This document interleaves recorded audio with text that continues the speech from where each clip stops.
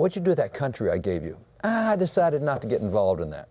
That's not an acceptable answer. Too political. That's Matthew 25, and that's where the servant got in trouble because the master gave him something and said, take care of it till I get back. And the servant decided not to take care of it. He said, throw that wicked servant into outer darkness.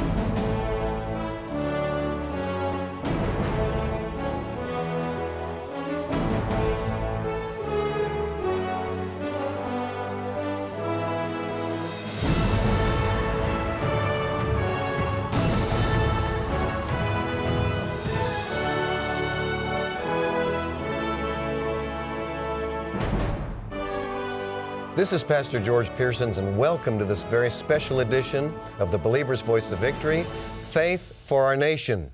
We have a midterm election that's coming up, and we are motivating, inspiring, and getting people to get on board with voting. And we have a couple of men with us here during this week that we are going to be focusing on the issues that deal with our nation, and for us to walk in this awakening that we're in right now and stay awake. Stay awake during this time. So I have, first of all, I want to introduce to you my co-host that has been with us for this week. It's Buddy Pilgrim. He's the president and founder of Integrity Leadership, which ministers the Word of God to business people, business principles based on the Word of God, and involved in corporate leadership for many years. Also, Buddy, you've been involved in the political realm, which we'll talk a little bit about that some more. He is a board member of Kenneth Copeland Ministries and to the executive team of Kenneth Copeland Ministries, of which I'm the head of that team. You are our strategic advisor, special assistant, and it's great to have a board member embedded in your team. So, Buddy, I welcome you. I'm so glad that you're here with us. Thank you, George. Happy to be here as a co-host. You've got you've got so much to give to us. And then our guest, Buddy's the co-host, but our guest is well known by many of the people that watch Kenneth Copeland Ministries and the network and our broadcast. But for those of you that don't, David Barton is the founder of Wall Builders, which he presents America's forgotten history with an emphasis on the moral, the religious, the constitutional foundations. And David has participated in so many different things where our nation is concerned, Supreme Court cases, and one particular thing that he's involved in that I have right here. This is my copy of something that you are very involved in, and that is our Republican platform. And David was one of the writers of that. How honored we are to have you. Let me reach across this table and shake your hand. David Barton, welcome. Hey, buddy. Welcome, Hey, welcome. We're so glad that you're here. Good to be here. David, we'll get right into this today. The purpose and the reason that we're here for this week is to motivate the people that are watching to vote during these midterm elections. As you were sharing a while ago, that at the time that we're airing this, the primaries are about done. Is that correct? The primary is pretty much over. There's about 3 left at the time this airs. And now we start looking, probably in about 4 weeks, you'll see all the ads gear up full swing for the elections in November. Okay. So we're at that transition time. It's quieting down from the primaries. It's picking up for the general. Okay. Well, let me mention something here too, that we also have all of the notes from what we're teaching here and talking about. They're available to you. Just go to kcm.org and you can download those absolutely free.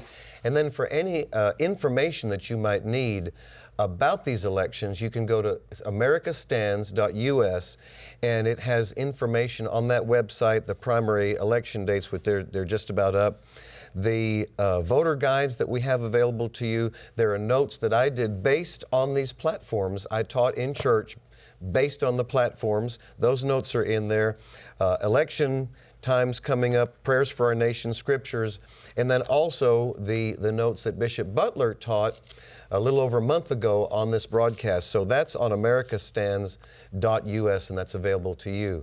So David, where do we begin on this? How do we get started on just getting people to, and one of the things that we were thinking about was the fact that you go through a presidential election and everybody is so geared up towards that.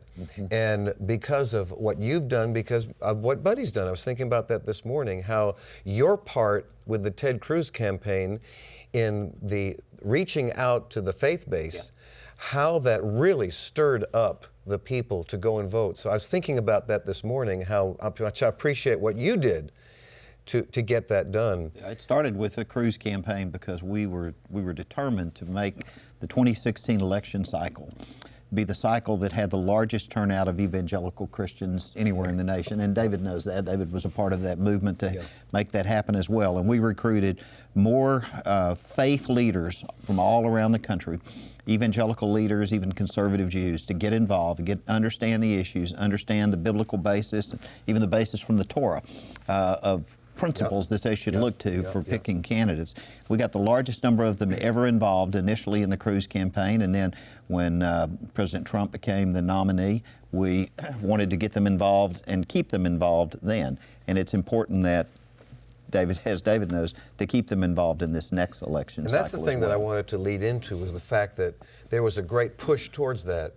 And there's almost a sense of, phew, that's over, we've got that done, and now we can kind of sit back. But this is not the time to sit back, especially where the midterm elections are concerned. One of the things we fight with historically is Christian voter turnout is extremely low. And it shouldn't be. That should be the highest of all. And there's reason for that. So let me, when you come to an election like this, people say, I'm so tired of politics, I'm so tired of polarization, I'm so tired of 24/7, 365, CNN, MSNBC, Fox, whatever it is.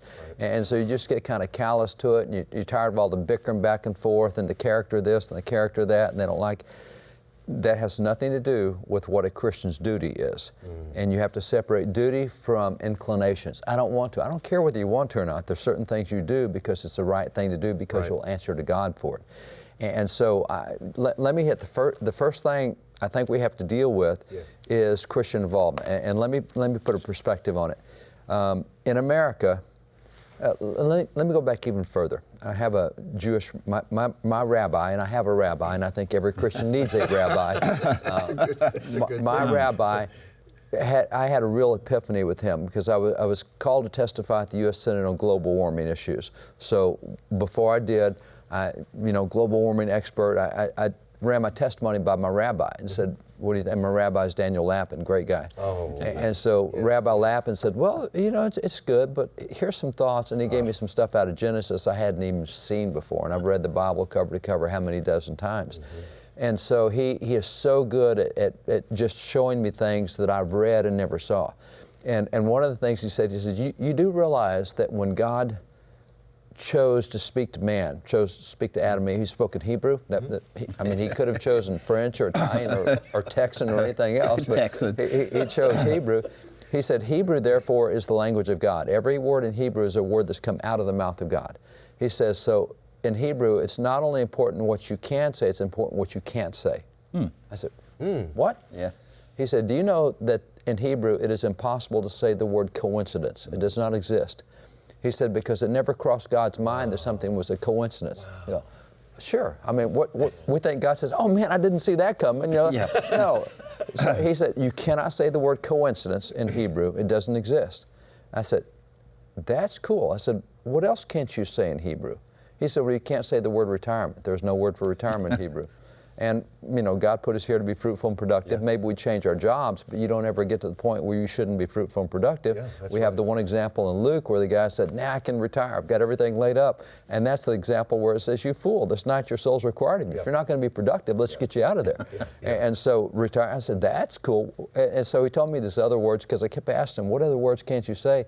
And one word he said, in Hebrew, there is no word for rights. You have no rights in Hebrew. All you have are responsibilities. So what you teach is responsibilities, not rights. And so here in America, we say, hey, I've got a right to vote. No, you don't. You have a responsibility to vote. It's not a right. Because when you say it's a right, it's something I can choose to do or not choose to do.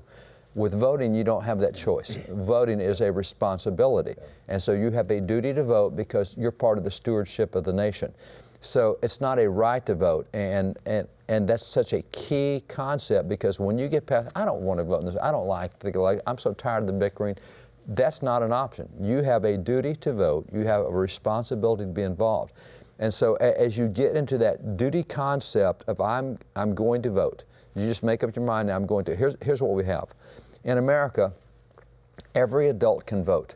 According to the Constitution, you have to be 18 and above, and past that you can vote. 100% of Americans that are 18 and above can vote. The only thing we ask you to do is please get registered. And that way we can make sure you didn't vote 5 times or nobody voted for you. Just voter integrity. So all you have to do is fill out a little card and you're ready to vote. Only 67.1% of adults have filled out that card. So right off the bat, 1 out of 3 Americans says, I don't care what happens to America, I'm not going to be part of it. That's bad stewardship. That you've already given away your responsibilities. So we're 67.1% of adults that are registered, that can vote. We had a presidential election 2 years ago. Every presidential election since 1980, the average voter turnout is 54%. But that's 54% not of the nation, that's 54% of 67.1%. So you're talking half of 67.1%, and you're roughly about 36% of adults vote in a presidential election. It only takes half of that to win the election.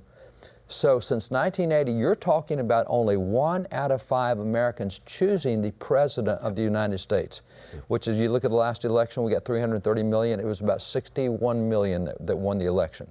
So you're talking 1 out of 5 Americans chooses the winning candidate. Now, you come into this election right now, it drops from 54% of Americans voting to 39% voting. Now we're talking 39% of 67%. So now we're at 26%. 1 out of 4 Americans will vote in this election. It takes half of that to win.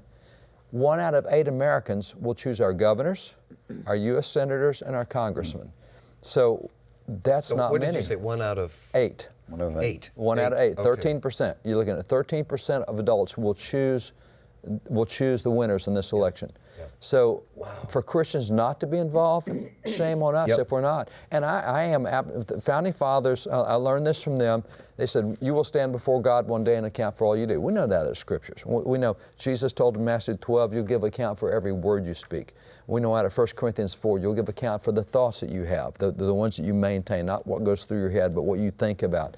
We know out of Hebrews 4, you'll give account for everything you do, every action and deed.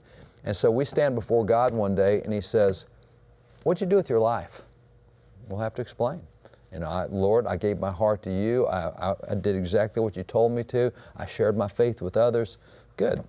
What'd you do with your family? Oh man, I love my wife like you told me. I love my spouse. I raised my kids in the nurture and admonition of the Lord. Good job. What'd you do with your possessions? I did really good. Not only did I tithe, I did offerings. I took care of the orphans and the needy. I did all things. Right. Great. Right. What'd you do with that country I gave you? I decided not to get involved in that. That's not an acceptable answer. Too political. That's Matthew 25, and that's where the servant got in trouble because the master gave him something and said, take care of it till I get back. And the servant decided not to take care of it. He said, throw that wicked servant into outer darkness. So in our case, we've been given a nation. Luke 19:13 says, occupy till I come. You take care of this till I get back. And for Christians not to be involved in the care of their civil government. Now, that's the numerical side. Let me throw out another side on this. It has to do with what I would consider to be some bad theology. If you ask most Christians today, why did God put you here? Why are you here? What's your purpose? Since 1746, the chief answer, particularly among Protestants, has been to glorify God. I'm here to glorify God and to serve Him forever. Okay, show me the Bible verse on that. The problem with that is God's got plenty of creatures to glorify Him. That's why He made angels. Angels glorify Him. He's got no shortage of people to glorify Him. We're here for a different purpose. And if you go into Genesis 1 and 2, in Genesis 1 and 2, you get creation given to you twice. Genesis 1, you see the earth created. Genesis 2, you see it created, but you get a different part of the story. So between those two chapters, it kind of blows it up. And if you look in Genesis 2, where it's saying, because Genesis 1, 26, 27, God made man in His own image, male and female made He them. So But He told them to rule. He said, subdue the earth. Subdue, take dominion. And then over in chapter 2, He kind of blows that up a little bit. And what's interesting is He made man, and then in chapter 2 He tells you why He made man. It said He looked over everything that He created. He looked over the animals and the fish, and He looked over, and His word was in Genesis 2:5 and then Genesis 2:15. He said, He saw that he had no one to tend the garden. And so he made man. Man was made to take care of God's stuff. That's the bottom line. Yeah, that's right. We're not here to glorify God. We need to glorify God. That's a command. We're here to take care of His stuff. And His stuff is education, it's politics, it's religion, it's business, it's entertainment, it's media. We're here to take care of His stuff. Or the seven mountains. The seven mountains is what they're often called. Yeah, there's a Christian teaching about the seven mountains. Yeah. And those are the seven spheres of influence. God put us here to take care of His stuff. And if we say, oh, I don't care what your stuff is in government, I'm not going to get involved in it. Got news for you, God created government before He created church. You go through Genesis, He creates man, then He creates the family, then He creates government, then He creates the church. So that's His institution, and you're saying, I'm not going to take care of God's stuff? That's why He made you, was to put you here for His stuff. So if Christians get that mentality, then when you come to this election and look at this election, you take the view, I'm going to be involved. What can I do to make the best impact I possibly can? And at that point, now you're a whole different paradigm, and you've got different questions to ask and different questions to answer. Now, Buddy's been involved in politics. I've been involved in politics a long time. I had political office in Texas for 9 years. I've trained thousands of candidates, and what we train candidates to do is find 3 issues and run on those 3 issues. You want to stick on those 3 issues. We teach them message discipline. And so every candidate that runs, whether they're running for mayor or whether they're running for president, you're going to hear 3 things over and over. And they're going to just stay on that and stay on that and stay on that and stay on that. But on their website, there's going to be 40 or 50 different issues. And they're going to cover things from climate change to military, to Syria, to Israel, to foreign affairs, to sub-Sahara Africa. They're going to cover tax, they're going to cover economics, they're going to cover recovery, they're going to cover jobs, they're going to cover every single conceivable thing. And voters always are attracted by certain things. Now, the candidate's going to pick 3 things that poll really high, and that's what they keep talking about the whole time. So whatever the polling is, that's what they're going to talk about.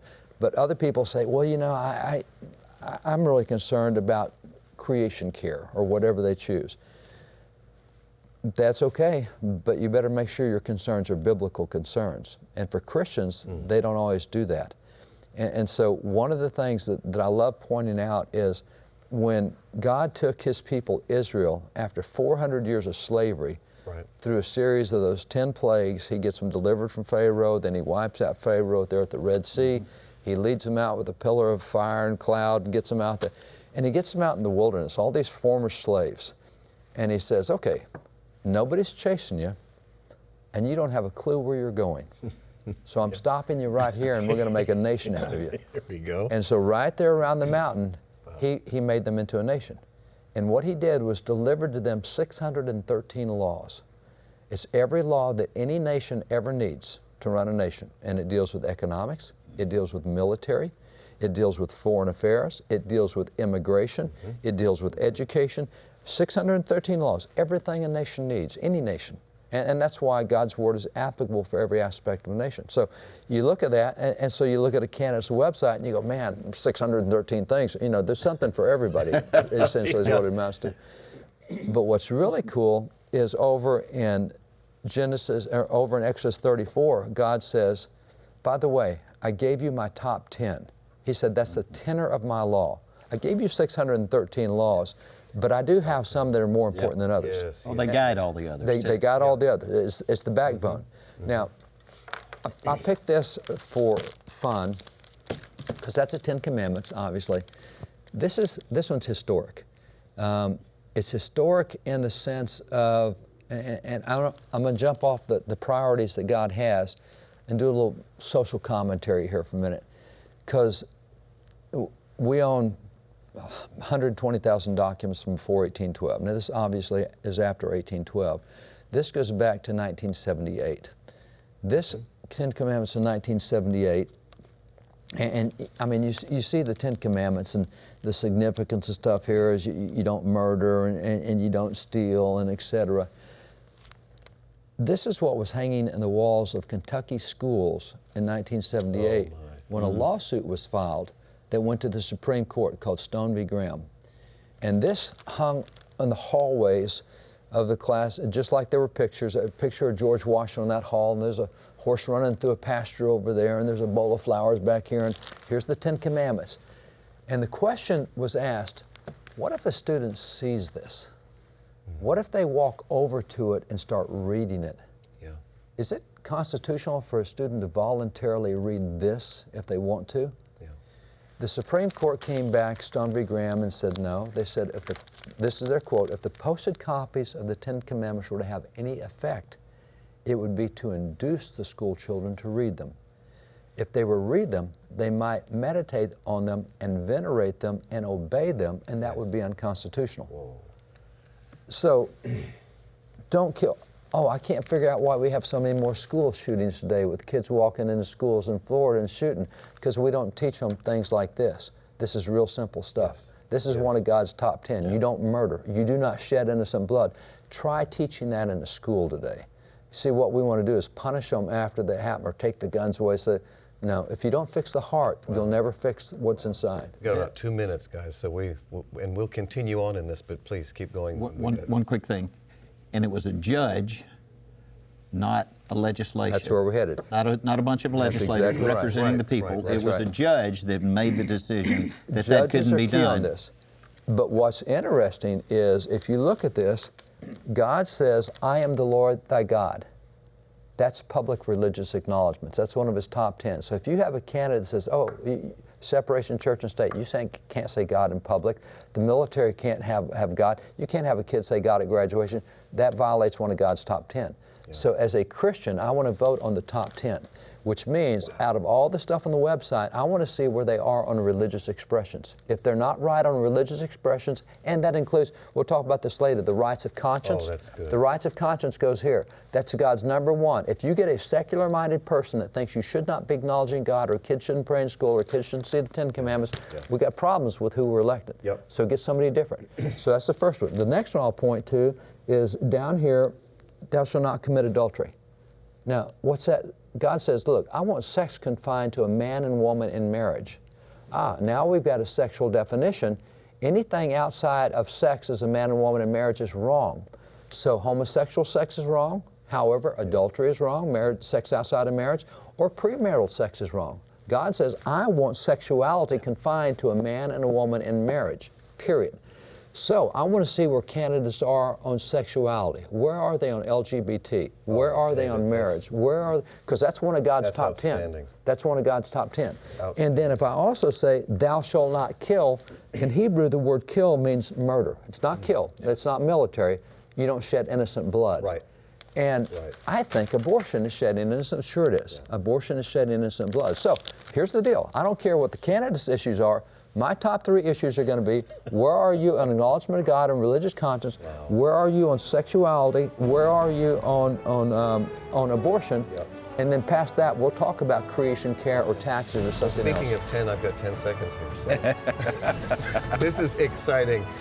We'll be right back. We hope you enjoyed today's teaching from Kenneth Copeland Ministries. And remember, Jesus is Lord.